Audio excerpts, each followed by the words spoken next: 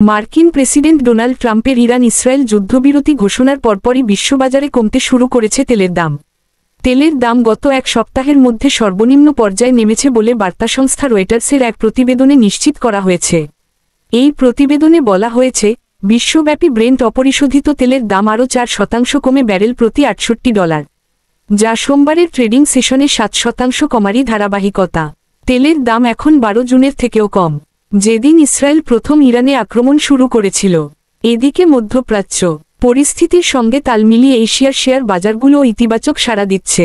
Japan, দক্ষিণ Korea এবং অস্ট্রেলিয়ার প্রধান সূচকগুলোও ঊর্ধ্বমুখী। এর আগে যুক্তরাষ্ট্রের প্রেসিডেন্ট ডোনাল্ড ট্রাম্প ঘোষণা করেন, ইসরায়েল ও ইরান সম্পূর্ণ ও পূর্ণাঙ্গ যুদ্ধবিরতিতে সম্মত হয়েছে। তার নিজের মালিকানাধীন সামাজিক যোগাযোগ মাধ্যম ট্রুথ সোশ্যাল তিনি এই ঘোষণা দেন। যদিও এখন পর্যন্ত ইসরায়েল বা ইরানের পক্ষ থেকে আনুষ্ঠানিকভাবে এই যুদ্ধবিরতির বিষয়ে কিছু নিশ্চিত ঘোষণা আসেনি।